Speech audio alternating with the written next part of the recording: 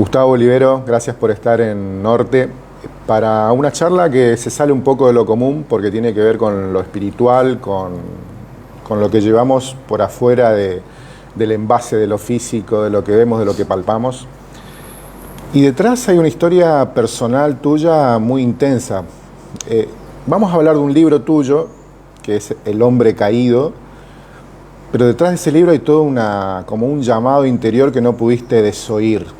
Contanos primero cómo nace este libro, por qué te decidiste a escribirlo. En realidad no sabría decirte por qué me puse a escribirlo, solamente que ocurrió. Desde hace mucho tiempo, ya desde mi infancia o adolescencia, siempre tuve esa curiosidad por saber qué hay más allá de lo que no se puede ver, ni tocar, ni palpar, ni sentir. ¿Qué hacen en definitiva a los enigmas de la humanidad? Por ejemplo, ¿cuál es nuestro origen? ¿De dónde venimos? ¿Cuál sería nuestra misión en el mundo? ¿A qué obedecemos? ¿Y dónde iríamos después de muerto? O sea... Quizás con esa pregunta en particular se identifica la mayoría de las personas, ¿no? Yo creo que... Yo muero y acá termina todo, hay un más allá y un después. Sí, la gente no es que pone un punto final a la muerte, sino que después de la muerte nace ese gran enigma. ¿A dónde vamos? ¿Qué pasó con nosotros? Hay mucha teoría acerca de esto, tanta teoría como confusión. Entonces, yo desde la ignorancia total, porque desconocía toda esta temática, recuerdo haber visto un sinfín de programas televisivos, había consultado revistas, había consultado artículos que salían acerca de esta cuestión, pero siempre sentí que estaba arañando solamente la superficie de mis dudas, nunca pude profundizar. A mí me interesa acá hacer un paréntesis para aclarar algo a las personas que te escuchan. No es que vos seas un chamán, no sos un sacerdote, no sos una persona dedicada a lo espiritual, si lo podemos llamar así, como una actividad central. No sos un religioso que asiste a un templo determinado tantas veces por semana. Sos contador, sos docente universitario en la Universidad Nacional del Nordeste. Fuiste en algún momento, hace muchos años, funcionario del área económica. También. O sea que, porque lo contás de esta manera y muchos deben decir, bueno, este hombre siempre estuvo ligado quizás a algún tipo de actividad religiosa, espiritual, y no es así. A vos te nace esta inquietud como una persona cualquiera. Exactamente, o sea, las dudas existenciales, o sea, curiosidades personales por fuera, como lo dijiste vos, de alguien que estudió, los eruditos que tienen conocimiento acerca de esto, y bueno, me nació esa inquietud. Como vos decís, soy un padre de familia, un hombre de a pie, un trabajador como cualquiera, y yo creo que estas dudas las tiene cualquiera, o más de lo que nosotros suponemos que las tienen, y al no haber respuesta es bueno buscar las respuestas. Por ejemplo, yo sabía que todas estas dudas, mucho más allá de presentarse como una cuestión común, calan hondo en el sentimiento y también en el accionar de la gente. Yo sentía como que pisaba sobre bolitas en el plano espiritual, no podía hacer pie, porque no podía dar respuestas a preguntas básicas. Por ejemplo, buscaba respuestas en el plano espiritual cuando no me daba cuenta que muchas de ellas tienen que ver con la cuestión histórica. Por ejemplo, para decirte, sabía que la espiritualidad de mis preguntas debía buscarlas en algún credo, pero la verdad no sabía ni cómo empezar. Y te comento, y aunque me cause cierto pudor reconocerlo, yo no sabía si la historia de la creación universal había sido en 6 días o es un mito, si la descomunal fuerza de Sansón realmente existió, si la apertura del Mar Rojo realmente fue tal cosa, si el maná estuvo lloviendo durante 40 años efectivamente ocurrió. No sabía, por ejemplo, por qué habían matado a Jesús, por qué la necesidad de su muerte, por qué se le dice el Cordero de Dios que quita el pecado del mundo, por qué eligieron en ese entonces, recordarás muy bien, Mateo, Marco, Lucas, Juan, ahí me voy al libro de los libros. ¿Por qué la gente acaloradamente pedía la muerte de un inocente comparándolo con Barrabás? Una persona que había sido identificada como un revoltoso, como un criminal, como un preso famoso, como también se lo llama. ¿Por qué lo eligieron a él? ¿Por qué Dios, por ejemplo, eligió a los judíos como el pueblo elegido? Yo decía, yo no soy judío, mis hijos tampoco son judíos. ¿Qué pasa? ¿Estamos fuera del plan de Dios? Había recorrido un montón de iglesias, escuchando prédicas de sacerdotes de todos los tipos. En todas las misas escucho la alianza nueva y eterna. Si hay una alianza nueva, ¿de qué hablaba la anterior alianza? ¿Por qué la necesidad de renovarla? ¿Qué dice la nueva? ¿Qué pasa con nosotros? ¿Estamos fuera del alcance de Dios? Y me dicen que Dios también es mío. Yo quiero formar parte de ese pueblo. Me sentía totalmente alejado de eso. ¿Vos tuviste una formación religiosa cuando eras chico? Por supuesto que sí. Yo fui, ni bien nacido, mis padres me bautizaron en la Iglesia Católica. A una edad determinada tomé la primera comunión. Después de cursillo también hice la confirmación. También hice el cursillo necesario para poder casarme por iglesia. Cuando nacieron mis 3 hijos también asistí a la iglesia. Volví a tomar contacto con los menesteres de la iglesia. ¿Y por qué pensás que te quedaron todas esas preguntas si tenías todo ese trayecto? Mirá, Sergio, después de 40 años de haber hecho, según yo, mis deberes, como corresponde, como indica la liturgia religiosa, no podía dar respuesta o no le encontraba ese sentido espiritual, esa profundidad espiritual, ese propósito por el cual yo era convocado. Ante esa orfandad de conocimiento dije, bueno, algo está pasando, o yo soy muy, muy burro, como comúnmente se dice, o hay algo que no se está aplicando bien. Me eché toda la culpa a mí y dije, bueno, listo, me caracterizo como un burro y me puse a estudiar y realmente encontré en la lectura, que no solamente es una lectura bíblica, porque además pude comparar en ese trayecto de estudio que hice, comparar lo que dice la literatura bíblica, la comparé a los hechos históricos con lo que explica y narra muy bien la historia secular, o sea, la historia común. También hice el libro desde el escepticismo total. Por ejemplo, yo me coloqué como la primer persona desconfiada de todo lo que leía, creía, pensaba o había escuchado.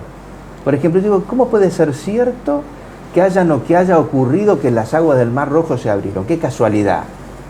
Hay arqueología bíblica que precisamente dice que allí, en el punto donde cruzó el pueblo de Israel, perseguido por el poderoso ejército egipcio, se encontraron precisamente en 1600 años antes de que nazca Jesucristo, una serie de elementos de guerra, carros, huesos humanos oscurecidos por el tiempo. O sea, la arqueología bíblica está diciendo que ese hecho ocurrió. También comparé con arqueología bíblica de libros que he comprado al efecto para profundizar en el análisis, que los muros de Jericó, cuando llegó el pueblo de Israel para tomar la tierra prometida, el pueblo de Israel estaba afuera. Los habitantes de Jericó estaban dentro de sus muros por el asedio del pueblo judío. Sin embargo, los muros cayeron hacia afuera. Y la arqueología bíblica probó que esto cayó hacia afuera. Lo mismo que el caso de Sodoma y Gomorra. Sodoma y Gomorra, en que llueve fuego y azufre, matando a toda la población de Sodoma y Gomorra, la arqueología bíblica también prueba que hubo calcinación de arena hasta la petrificación, fundiéndose a miles de grados, cosa que en esa época tan distante no había hornos capaces de fundir el vidrio a semejantes temperaturas. Bueno, todo eso lo consideré para hacer yo mi posición, y no es un libro, sino que está categorizado dentro de lo que es un ensayo sociológico. ¿Sociológico por qué? Porque trato de comparar, para traer una utilidad práctica, trato de comparar la historia, los acontecimientos, las ocurrencias, y entiendo los motivos, los por qué, y analicé cómo, por qué y dónde terminó esos antiguos pueblos de la civilización humana, y dónde, por qué nos ocurren a nosotros similares cosas que les ocurrieron a ellos, cómo nos va y dónde podríamos terminar nosotros si no corregimos nuestra conducta. También pude averiguar hacia dónde marcha la humanidad. No porque yo esté haciendo futurología, simplemente porque está escrito en un libro al alcance de todos. Entonces, para poder cerrar esto y dar una lectura comprensiva, ya que la Biblia y los libros de la antigüedad han sido escritos en un idioma que para nosotros nos resulta raro, nos resulta duro, con una terminología...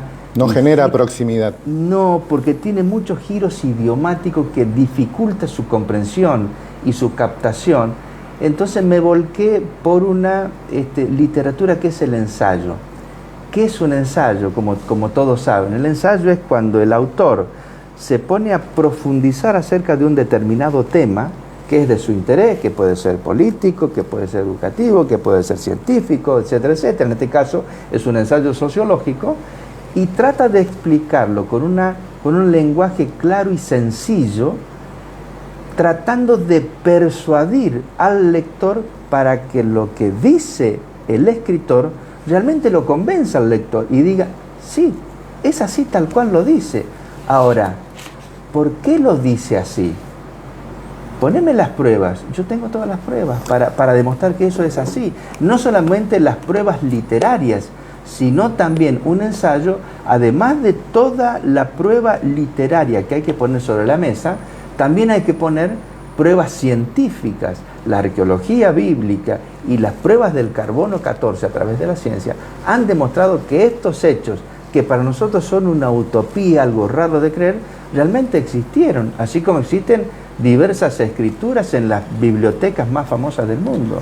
Ahora, todo este trabajo de investigación, de leer libros, de buscar justamente bibliografía, material con el cual constatar o no lo que ibas leyendo, debe haber sido un esfuerzo de mucho tiempo. ¿Cuántos años te llevó elaborar esto? 3 años. ¿3 años? Fueron 3 años en los cuales fui primeramente desactivándome de algunas actividades que tenía, rechazando otras, y me pasaron en ese interín cosas muy graciosas, qué sé yo. Yo tengo 3 hijos, Dios me ha bendecido con eso, y bueno, lo que primeramente no entendían nada qué me estaba pasando eran mis hijos, porque me había desenganchado de todo y pasaba... Bueno, esa iba mi pregunta, ¿no? Días enteros. Son 3 años de una casi obsesión, por llamarlo de alguna manera, por ir desentrañando toda esta historia. Una sana obsesión. Y un cambio total en tu rutina, no solo laboral, sino sobre todo familiar. Me imagino que de repente tu esposa, tus hijos te veían enfrascado en lecturas que no eran mi esposa para no tanto, soy divorciado, pero sí mis hijos. Perdón. Sí mis Bueno, hijos que compartían conmigo. Mi pregunta es, sí. ¿te ven medio como que enloqueciste? Por ahí tus amigos, tus familiares. Mis amigos me reclamaban y yo estaba mucho más entusiasmado con esto, debo ser sincero, que las invitaciones, aunque algunas invitaciones respondía, y mis hijos no entendían nada porque de un día para otro a mí me había pasado algo absolutamente muy raro, decir, que le pasa al papi que está todo el día encerrado, escribiendo, estudiando, comprando libros raros, libros de la más diversa literatura espiritual, libros de arqueología bíblica, consultando volúmenes que no son comunes de consultar. Y bueno, me veían escribiendo. Y un día les comento porque noté que eso que yo estaba escribiendo para mí, o sea, yo trataba de lograr una ilustración y unos porqué a las respuestas que no podía encontrarla consultando diferentes fuentes. Le dije, me acuerdo que estábamos almorzando, le dije, voy a publicar un libro.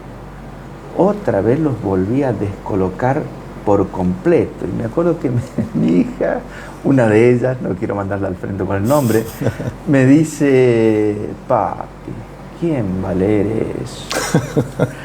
Otra de mis hijas me dice, un tanto más comprendiendo mi desazón lógica, me dice, ¿por qué no escribís para vos, nomás, papi? No hace falta que publiques eso. Tal vez lo decían desde la vergüenza. Y mi hijo, más chico, tal vez un tanto más próximo al proceso de generación, me formulaba algunas preguntas, mostrando cierto interés en aquel extraño escrito que nadie leía porque yo lo tenía en mi computadora.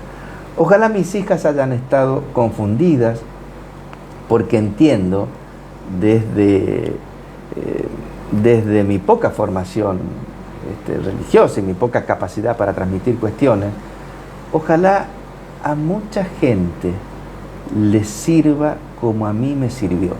Realmente es un libro que escribirlo me ha enseñado muchísimo, me ha calmado muchísimo, me ha mostrado un futuro más claro, me ha hecho comprender muchos por qué, muchas razones, muchos motivos, entender más a la gente, aceptar más a la gente, aceptar más los golpes en la vida. ¿Por qué? Y porque todo tiene un sentido. Y los golpes duelen más cuando uno no sabe por qué vienen, o por qué se dispara un golpe, o por qué, por ejemplo, a mí me ayudó a ver y a comprender la dificultad de los momentos que está viviendo, no solamente el país, sino el mundo. El mundo, aunque nos cueste entender muchas cosas, y lo pongo por ahí por mi libro, en mi libro, estamos mal y cada vez vamos peor porque evidentemente marchamos en el sentido que la Biblia dice que marcharíamos. Es muy duro escucharlo así, es muy duro de decirlo. Va a decir, pero ¿cómo? ¿Todo se termina ahí? No. El buen mensaje es que si uno pone la fe donde tiene que ponerla, la salvación está al alcance de cualquiera. Esto es lo que hay que rescatar. No es nada, yo creo que a la cuestión espiritual hay que ponerla más en un plano comprensivo y naturalizarlo más. O sea, darle la profundidad suficiente, pero no con tanto misterio. Yo no quiero anticipar cosas de tu libro, pero leí parte de lo que venís adelantando y hay todo un capítulo que vos lo desarrollás con mucho análisis, que es el Apocalipsis, que está como a veces presentado como una especie de película de ciencia ficción, y es una cuestión muy concreta que está descrita en la Biblia, ¿no? Lo que te quería preguntar es, intuía esto que decías recién, te lo voy a preguntar y lo terminás contando vos por tu cuenta. El libro a vos te dio como una paz interior una vez que lo concluiste, sí. Más allá de la labor cumplida, porque accediste a conocimientos que te permitieron ensamblar el rompecabezas. ¿Y también te genera esperanza? Sí, mucha esperanza. Es más, lo escribo desde la esperanza. Yo creo que la gente está muy desesperanzada con la realidad y muy esperanzada con su par humano. Creo que estamos buscando las soluciones en los lugares equivocados. Creo que hay soluciones mucho más fuertes, hay esperanzas realmente valederas, solamente que tenemos que saber buscarlas. Tendría para contarte el libro un montón de cosas. También hay capítulos que yo sé que por ahí se pone la historia, no a todos les resulta una temática agradable o llevadera, pero hay capítulos de color en el libro. Uno de ellos, por ejemplo, una pregunta que nos hacemos mucho, y yo también me la hacía. Esa Biblia que tenés en tu escritorio, ¿realmente es la que originariamente hace miles de años se escribió? ¿Cómo hago para saber que eso realmente es verdad? ¿Cómo se hizo la Biblia? ¿Quién la escribió? ¿Cómo? Todas esas variantes a las cuales se refieren algunos detractores. ¿Cómo sé yo si esas variantes no llegaron a corromperla al punto tal de que esa literatura sea increíble. Si no sabes cómo fue escrita, cómo fue hecha, cómo fue construida la Biblia, realmente vas a engancharte en eso. Ahora, yo abordo también y hice una investigación acerca de cómo fue construida la Biblia a través de los años. Fue un periodo de 1400, 1600 años en que se fue escribiendo por un montón de autores. Pero no fue la ocurrencia de alguna persona que no tenía conocimiento en escritura ni una formación intelectual capaz de escribir eso. Realmente eran personas intelectualmente muy capaces y hacían un trabajo minucioso. Es más, se han descubierto, y vuelvo nuevamente a la arqueología, que han hecho pilas de descubrimiento, y los manuscritos más antiguos de la Biblia coinciden exactamente con los manuscritos más nuevos que se encontraron. Hay una coincidencia extraordinaria en eso, cosa que no ha ocurrido con ninguna literatura de ninguna obra importante en el mundo. Otro capítulo interesante es por poner capítulos que de alguna manera le ponen color al libro, frases populares de origen bíblico. Estamos acostumbrados a escuchar un montón de frases que normalmente las oímos y hasta las pronunciamos nosotros en la ¿Podés mencionar algunas? Sí, por ejemplo, a ver cuál se me viene a la memoria, cueva de ladrones. Por ejemplo, nosotros normalmente a un banco, no a un banco, sino que a las actividades financieras que tienen ciertos explotadores cobrando tasas muy altas, normalmente, o que cambian dinero, normalmente se les llama cueva. Ahora, si vos te pones a pensar, ¿por qué se dice cueva? Porque no es una cueva, es una construcción normal, nada más parecido a la construcción que habitamos cualquiera. Pero el porqué de cueva. Cueva de ladrones, viene cuando Jesucristo llega a Jerusalén, se dirige al templo y dentro del templo ve que estaban todos los que vendían animales para el sacrificio de la expiación y también cambiaban dinero para el pago del tributo dentro del templo. Como en ese periodo hacían negocios formidables, te vendían los animales a precios altísimos y las tasas de cambio de la moneda que ellos traían por la moneda local realmente eran cambios abusivos y le impedía a la gente poder adorar a Dios. Entonces Jesús entra y les dice, dándole golpes entró con ímpetu, pateó la silla, las mesas de los cambistas, los echó afuera y le dijo, han convertido mi casa en cueva de ladrones. Por eso hoy le decimos a esos lugares donde hay una explotación desmedida, para el cambio se le dice cueva de ladrones, cueva. Otro caso muy común es cuando vemos que una persona hace o dice algo que está realmente mal hecho o dijo una barbaridad, acostumbramos a decir dijo o hizo una barrabasada. Barrabasada, uno dice barrabasada. ¿De dónde viene barrabasada? Barrabasada viene de Barrabás. Barrabás era ese famoso preso delincuente que estaba acusado de homicidio en la antigüedad. Él se llamaba Barrabás. Por eso decimos hizo una barrabasada. Y como esa anoté más de 100 frases que son populares de origen bíblico y la gente, y acá está el detalle puntual. La gente dice, ¿cuánta sabiduría popular hay en esa frase? Error. No es sabiduría popular, es sabiduría bíblica.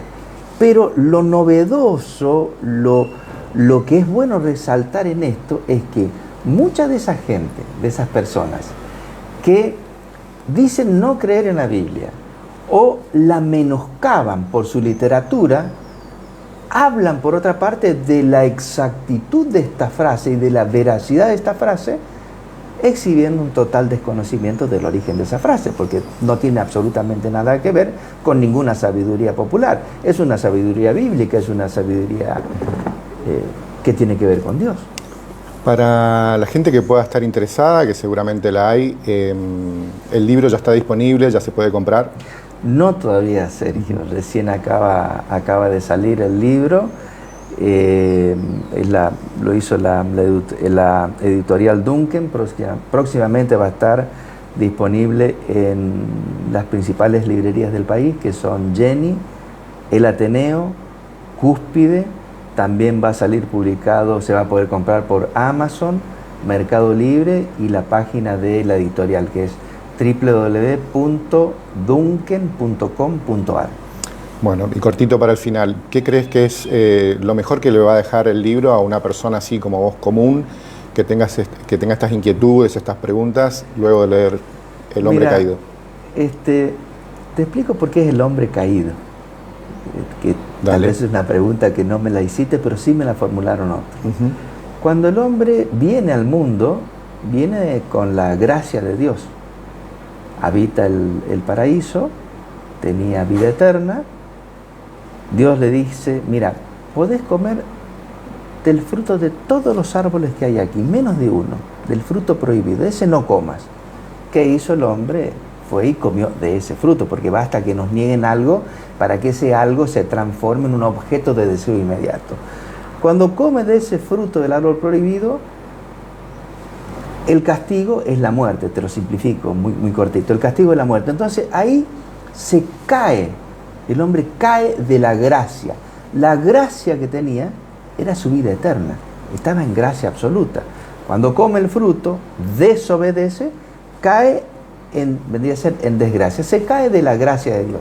Por eso, el título puede ser fuerte, pero vamos a decirle a la gente que no es ninguna novedad.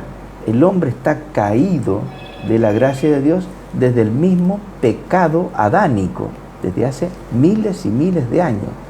Pero el hombre tiene la posibilidad de la salvación. El hombre puede subirse, el hombre está caído de la gracia, pero no está ni muerto ni enterrado. Y esa es la gran noticia. El hombre tiene esa esperanza de la salvación.